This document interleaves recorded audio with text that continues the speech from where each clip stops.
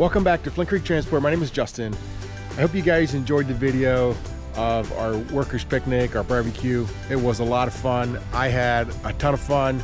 I wish I could have shot more video, but you know how it goes. You just get busy with everything else. I had a few other guys helping me out. They did some great video. Got some drone footage. If you haven't seen that video, make sure you go back and check that one out.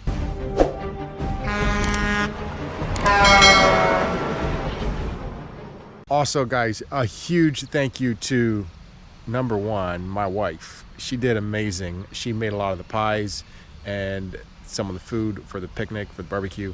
That was amazing.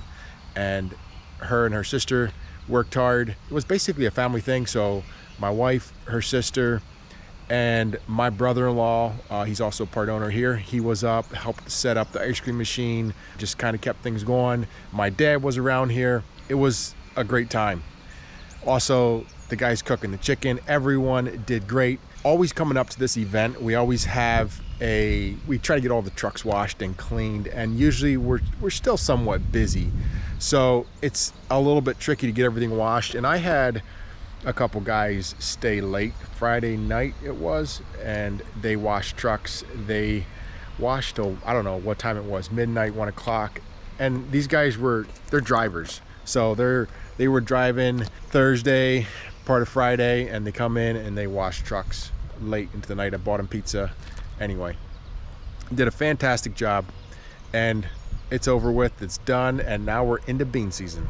If you haven't seen any video on the string beans and kind of that whole process, I'm sure I'll get some video this year again, but I can post a link for the video last year up above. Check that out. Now we're back into work. I have actually the next 2 weeks a bit of traveling, so probably not going to be putting out the videos I should be, but hopefully it'll be some good content what I do get out. Just another beautiful day here in New York, starting out. This whole area in here, I know a while back I had told you guys we're going to get it graded out. It's just bigger stone right now, and we're going to start bringing in gravel. There's going to be a fine crusher run that goes over top of this whole area. A lot of this equipment's going to get moved out of here and going to more park the trucks the whole way around in a nice L shape. So can't wait to get that done. That's something that the excavator guys going to be coming in this week. Hopefully in the next video I can show you a little bit what it looks like when it's done. So those are just some of the trailers sitting there. I tell you, today most of the trucks are out. We got a few of the dump trucks here, got a day cab over here, and there might be a truck around the corner or so, but most of the trucks are out. It's been busy, so it's good. There's a wedding in the family, so I gotta go south. Check out this tanker behind me here. This is like, I want to say a 5,600 gallon tanker. These trailers last a very long time. They're stainless steel, aluminum. Basically, they'll, you know, once you get one, they're around for a long time. And we're working at adding one of these tankers to our fleet. About a year ago, maybe, I sold a tanker. It was very similar to this one, except it had spring suspension in the back. And with these style of trailers, you definitely want air ride. It's just spring, it rides so rough and it starts beating stuff up underneath in the frame in the back. So we are working at getting another one. We had originally 5 tankers. We went back to 4, and we just ran those 4 a little bit harder. And now it's time to get another tanker.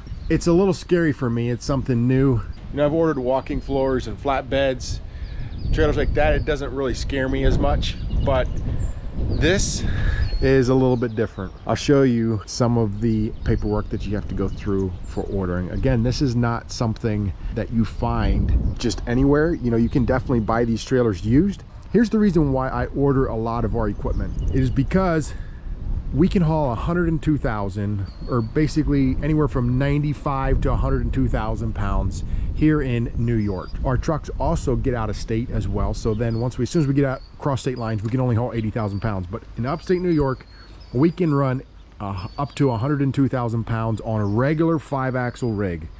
What has to be changed is we have to have heavy suspension in the back, the 30K axles, and we have to have 16-ply tires. When I order a trailer, I order it with all that stuff on it. When you buy one of these trailers stock, it doesn't come with that. It comes with 23K axles, definitely not spec'd heavy. So we have to go through, we have to either recertify it or we have to change it out. We have to change out the tires, and you start doing the math, $400 or $500 per tire. Also, I want Durbrite rims.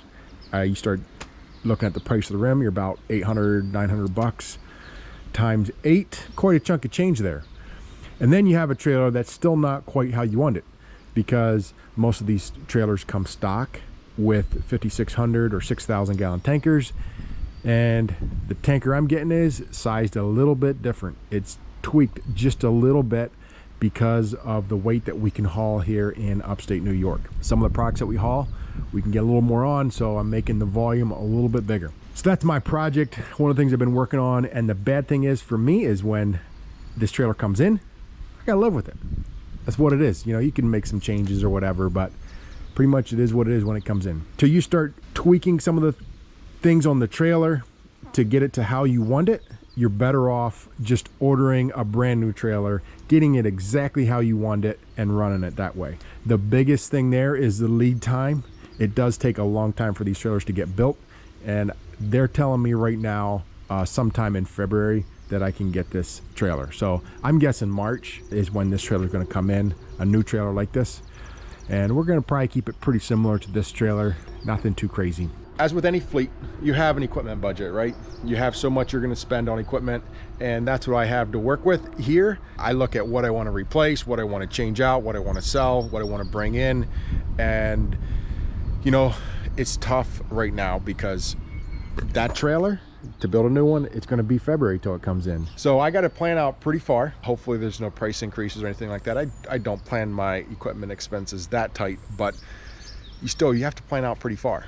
And if I want to try to quick bring in some equipment for before the end of the year, well, you got to have stuff, you know, planned out in advance, because new trucks, again, they're into next year. So I'm working on things that I want to replace next year. There's still some things we're going to probably get this year, but nothing that is going to have to be ordered. It's probably just going to be something that we're going to buy outright. So we'll leave that up in the air. I kind of have some room to play, but every year we always look at upgrading or replacing or swapping equipment out, and it kind of depends on the needs of the fleet. So the tanker work has been busy and it's been consistent, and pretty much have a guy, at least one guy on tank all the time. We have right now 4 tank trailers. We run so many seasonal things. So tank is seasonal. In the spring it's fertilizer, in the winter is de-icing products, things like that. And so they run very hard, and they need, you know, 5 or as many tankers as they can get. So it goes from nothing to lots of tankers. It goes, yeah, just different months, different seasons. And then there's other products that we haul with these tankers. So it definitely, they get their use, they get, and they stay busy. All right, I'll show you guys a little bit of the paperwork behind the scenes of what it takes to ordering a tanker. Looks like they're putting the blue trailers to use. You got another one up here, loaded. On my way into the office here, I want to quick show you this trailer. This is a bean trailer. I bought this EB last year, and you can see that the tarp is off of it. It gets bolted in right here along this edge, those brackets. Like I said, bean season coming up, and this trailer gets used for beans. We don't tarp any of the loads, and they take the tarps completely off. Just keeps it easy. So this trailer actually worked out pretty good this year. It's been a solid trailer, bought at an auction, and we used it for hauling mulch. It's been in quite a bit of use this summer hauling mulch. So now it's gonna get switched over to beans. Mulch season is pretty much over. There's still definitely mulch that'll be shipping out fairly steady to the rest of the year, but definitely not like it was in April and May. So on the tank, basically you start out with the gallons, how many gallons you want, and the weight that you want to haul, things like that. And then, you know, spec the axle, put in the heavy duty package, like the frame package, things like that. It's about 5 pages. It's not quite like a semi-truck. Semi-truck, obviously there's a lot more components. So this is simply a tank. Check it out. Going through this, different lights that you want, hose carrier, so whether you want it insulated, you want thermometers, what landing gear you want. There's suspension, hangers, brakes, all kinds of good stuff. So valving and piping, 4-inch, 3-inch, there's different sizes. There's venting, different style vents, whether you want ladders up at the top, whether you want a rail to walk, you can get different things there. There's a lot of different options. Again, not quite like a semi truck. So going through this, I just want to make sure that I get everything right. One of the things that definitely made it a little bit easier this time is I found a spec off of a trailer that we have currently that we've been running, and that was a very nice spec. So I told him, I said, I want the exact same spec, but I want to build it a little bit bigger, and I want to make sure that it has disc brakes. Just a couple of things like that we decided to change. So, and one thing I'll say, guys, with disc brakes is almost everything that I get now, or everything that I order, I always order with disc brakes.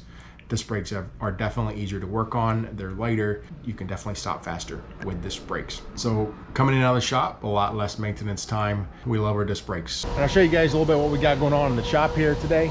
This truck is getting a service. This truck, just the finishing touches. Sitting up here on the lift.